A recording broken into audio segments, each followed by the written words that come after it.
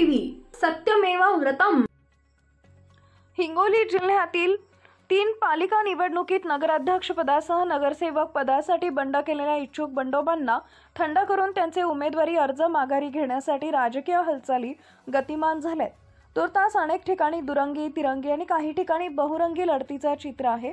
आता उमेदवारी अर्ज माघारी नंतर अंतिम चित्र स्पष्ट होणार आहे। हिंगोली जिल्ह्यात हिंगोलीसह कळमनुरी व वसमत पालिकेची निवडणूक होती आहे। या निवडणुकीचा पक्षीय उमेदवारांसोबतच अपक्षांनीही उमेदवारी अर्ज दाखल केलेत। वसमतमध्ये तर शिंदे सेनेच्या उमेदवाराला भाजपात प्रवेश देऊन त्यांचा भाजपकडून उमेदवारी अर्ज दाखल केला, तर हिंगोलीत एका प्रभागात भाजपच्या उमेदवार म्हणून जाहीर झालेल्या एका इच्छुक महिला उमेदवाराला ऐनवेळी भाजपनं उमेदवारी नाकारली। उमेदवारी अर्ज दाखल करण्याच्या अखेरच्या क्षणापर्यंत राजकीय घडामोड सुरू होत्या।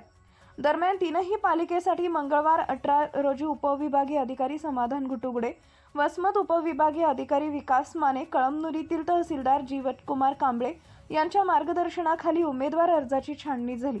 या छाननीमध्ये काही विरोधी उमेदवारांच्या अर्जावर आक्षेपही घेण्यात आला।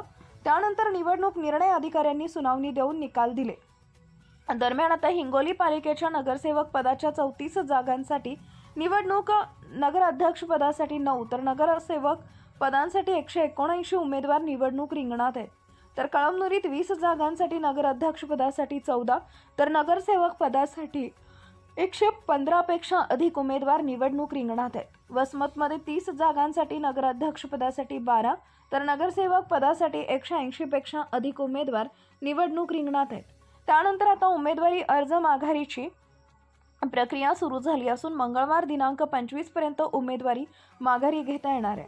आपापल्या प्रभागात अपक्ष व पक्षीय बंडखोरांनी उमेदवारी अर्ज मागे घेण्यासाठी हालचाली सुरू झाल्यात। त्यासाठी बंडखोर व अपक्षांची मनधरणी सुरू झाली असून त्यासाठी साम दामचा वापर होण्याची शक्यता नाकारता येत नाही। दरम्यान आता उमेदवारी अर्ज माघारी नंतरच निवडणुकीचं अंतिम चित्र स्पष्ट होणार आहे। मात्र तुर्तास अनेक ठिकाणी दुरंगी तिरंगी व बहुरंगी लढत होण्याची शक्यता व्यक्त केली जाते, तर खऱ्या अर्थानं प्रचाराची रणधुमाळी सुरू होणार असल्याचं चित्र दिसू लागलं आहे।